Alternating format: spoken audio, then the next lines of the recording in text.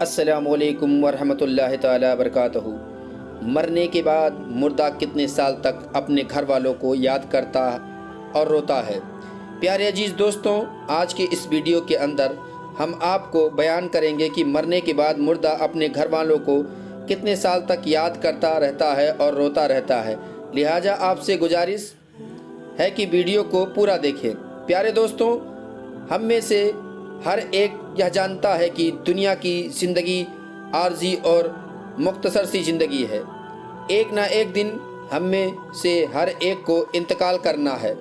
اور اس دنیا فانی کو چھوڑ کر اپنی اصلی ٹھکانہ آخرت کی طرف جانا ہے۔ اور موت ایک ایسا دروازہ ہے جس میں سے ہر ایک کو گزرنا ہے، چاہے وہ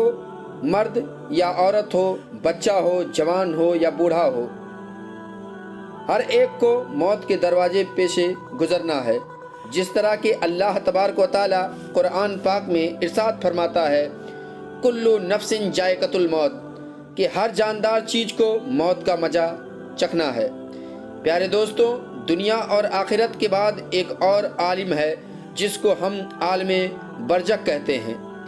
مرنے کے بعد اور قیامت سے پہلے تمام جن و انس کی ارواح کو حسب مراتب اس میں رہنا ہوتا ہے، اور روح کہیں بھی ہو جسم کے ساتھ اس کا تعلق رہتا ہے۔ قبر پر آنے والوں کو پہچانتی ہے اور یا کہنا کہ فلاں کی روح فلاں کے اندر چلی گئی ہے یا اس نے دوبارہ جنم لیا، یا عقیدہ قرآن سنت کی خلاف ہے۔ حدیث شریف میں آتا ہے کہ جب مسلمان مرتا ہے تو اس کی راہ کھول دی جاتی ہے کہ جہاں چاہے وہ چلا جائے۔ اور حضرت سعید بن مسیح رضی اللہ تعالی سے مروی ہے کہ حضرت سلیمان فارسی عبداللہ بن سلام رضی اللہ تعالی عنہ جب ہم آپس میں ملے تو ایک دوسرے سے کہا کہ اگر مجھ سے پہلے کوئی انتقال کرے تو مجھے خبر ضرور دینا کہ وہاں کیا پیش آیا ہے، کیا زندے اور مردے بھی ملتے ہیں؟ تو فرمایا، ہاں، مسلمان کی روح جنت میں ہوتی ہے اور انہیں اختیار ہوتا ہے جہاں چاہے چلے جائیں۔ پیارے عزیز دوستوں، اب سوال یہ ہے کہ کیا مرنے کے بعد مردے اپنے گھر والوں کو یاد کرتے ہیں؟ جب کسی انسان کا انتقال ہوتا ہے تو مرنے والے شخص کو یہ معلوم ہوتا ہے کہ ہم اس دنیا سے منتقل ہو کر اس دنیا میں یعنی کہ عالم برزخ میں آ گئے ہیں، اور اس کو یہ ساری چیزیں یاد ہوتی ہیں کہ ہمارا گھر ہے، مکان ہے، رشتہ دار ہیں اور ہمارے بھائی بہن بھی ہیں اور ہماری ایک فیملی ہے۔ اور یہاں تک کہ جب اس مردے کے روح نکل جاتی ہے اور اس کو دفنایا جا رہا ہوتا ہے تو پھر اس وقت وہ مردہ اپنی آنکھوں سے ساری چیزیں دیکھ بھی رہا ہوتا ہے، یعنی کہ اس کی روح تمام چیزوں کو دیکھ رہی ہوتی ہے اور اس کو پتہ ہوتا ہے کہ ہمیں کفن پہنایا جا رہا ہے اور اب ہمارے جنازے کو اٹھایا جا رہا ہے۔ لہٰذا نیک بندہ تو یہاں تک کہتا ہے کہ جب اس جنازے کو لوگ اٹھاتے ہیں تو وہ کہتا ہے، اے لوگوں، جلدی مجھے لے کر قبرستان کی طرف چلو اور بہت جلد مجھے میری اصلی ٹھکانے میں یعنی قبر کے اندر پہنچا دو، کیونکہ اس کو موت پر ہی پتہ چل جاتا ہے کہ اس کا آگے کیا ہونے والا ہے، یعنی آگے آنے والے جو معاملے ہیں وہ اچھے ہیں یا مشکل ہیں، سخت ہیں یا آسان ہیں، اس کو پہلے سے پتہ چل جاتا ہے۔ پیارے عزیز دوستوں، کیونکہ روح نکلتے وقت کی جو سختی ہوتی ہے، روح کو اس چیز سے اندازہ ہو جاتا ہے اور اس کو یہ معلوم ہو جاتا ہے کہ اس کی آگے کیا ہونے والا ہے۔ اسی وجہ سے جو مومن بندہ ہوتا ہے وہ کہتا ہے، مجھے جلدی لے کر چلو اور مجھے قبر کے اندر اتار دو اور میری اصلی ٹھکانے تک مجھے پہنچا دو، کیونکہ پیارے آقا حضور پاک صلی اللہ تعالی علیہ وآلہ وسلم نے ارشاد فرمایا ہے کہ اے دنیا، یہ دنیا مومن کے لیے قید خانہ ہے اور کافر کے لیے جنت ہے۔ پیارے عزیز دوستوں، اس کے برعکس جو گناہگار، فاضل اور بے نمازی انسان ہوتا ہے تو وہ چیخ چیخ کر یہ کہنے کی کوشش کرتا ہے کہ اے لوگوں، تم مجھے کہاں لے کر جا رہے ہو؟ یہ میرے بچوں، یعنی کہ وہ اپنی فیملی سے کہتا ہے کہ میں نے اپنے بچوں کے لیے بہت جائیداد کمایا، اس کے لیے گھر اور مکان بنایا، اور اب تم ہمیں ہمارے گھر سے نکال کر اندھیری قبر کوٹری کے اندر کہاں ڈالنے جا رہے ہیں؟ اس سے بہت گھبراہٹ ہوتی ہے، تو اپنی زبان حال سے کہنے کی کوشش کرتا ہے کہ اے لوگوں، مجھے مت لے کر جاؤ۔ بہرحال دوستوں، اس کو جب کفن کے اندر رکھ دیا جاتا ہے تو اس کو پتہ ہوتا ہے کہ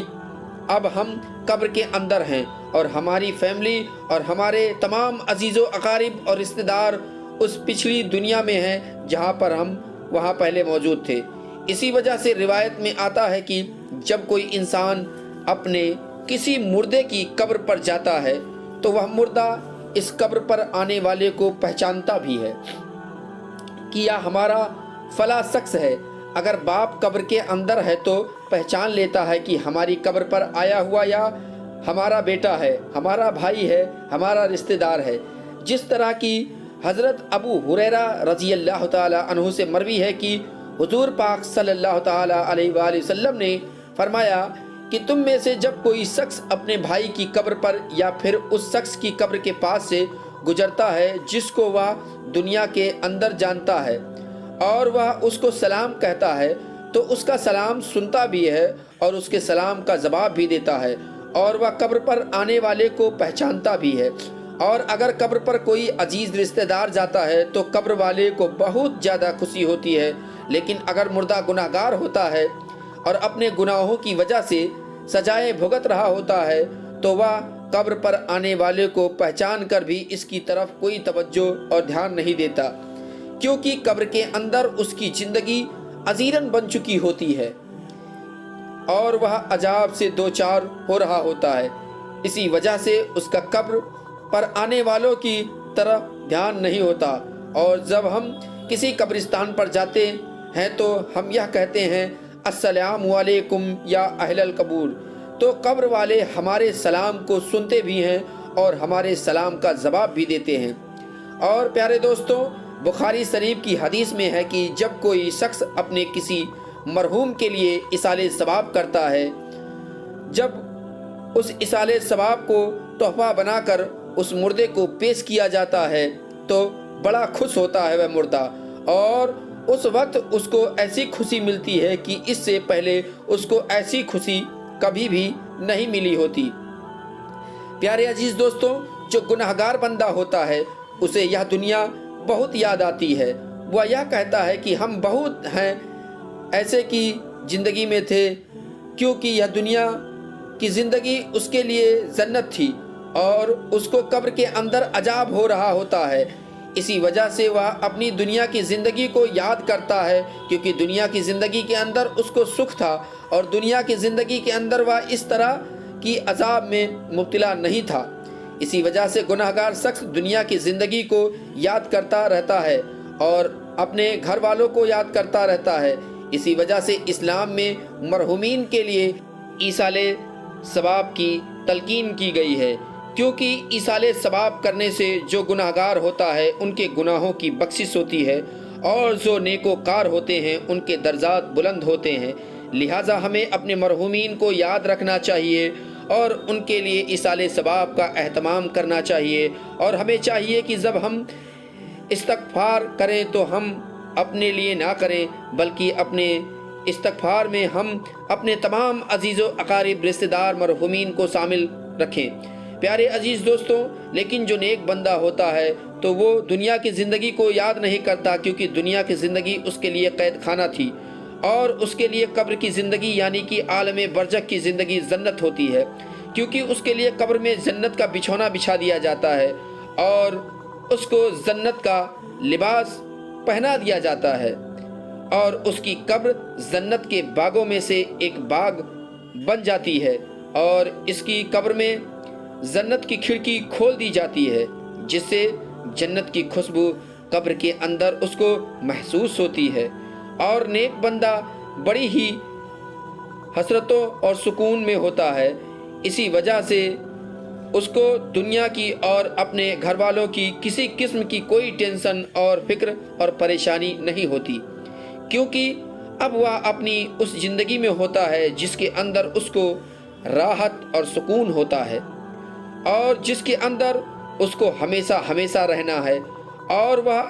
اسی میں خوش ہوتا ہے، کیونکہ وہاں پر اس کو کسی قسم کی کوئی پریشانی اور تکلیف نہیں ہوتی، بلکہ اس کے لیے راحتیں ہی راحتیں ہوتی ہیں۔ اور جو گناہگار بندہ ہوتا ہے، اس کو یہ دنیا بہت یاد آتی ہے، اور وہ قبر کی بحثتوں سے بہت پریشان ہوتا ہے۔ پیارے دوستوں، جو اصل چیز ہے وہ عمل ہے۔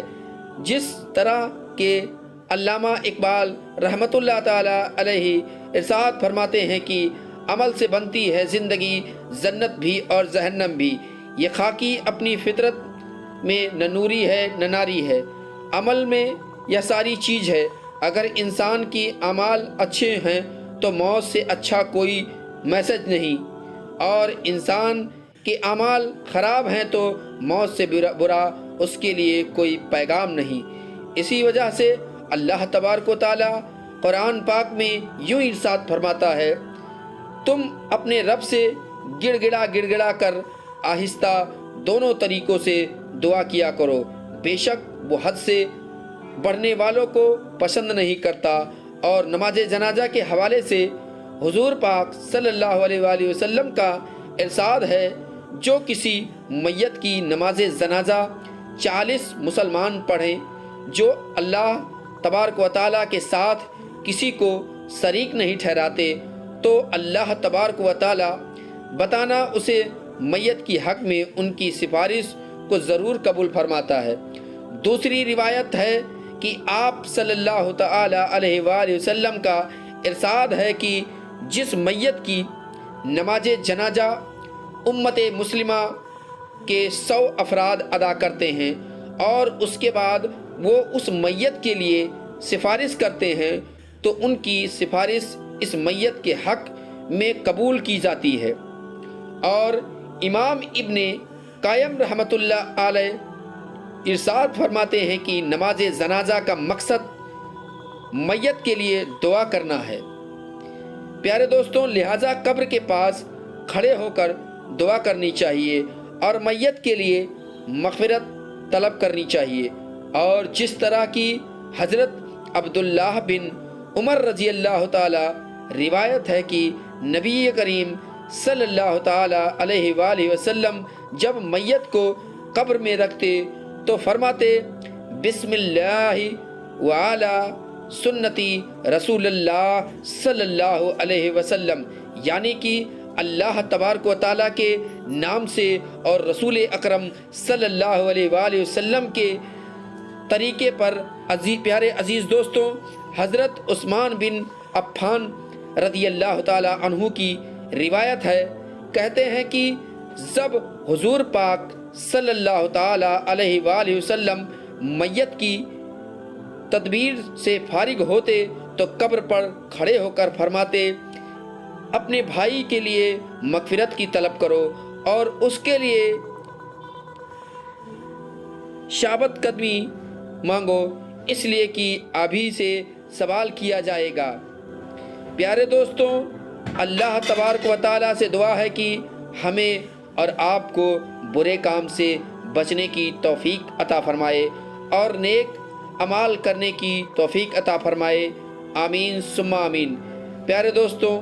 یقین ہے کہ آپ کو یہ ویڈیو پسند آئی ہوگی۔ اگر ویڈیو پسند آئی ہو تو ویڈیو کو لائک کریں، دوستوں کو شیئر کریں۔ چینل میں اگر نئے ہیں، چینل کو ابھی تک سبسکرائب نہیں کیا ہے تو چینل کو سبسکرائب کر بیل آئیکن کو ضرور دبا لیں۔ ملیں گے اگلے ویڈیو میں، تب تک کے لیے خدا حافظ۔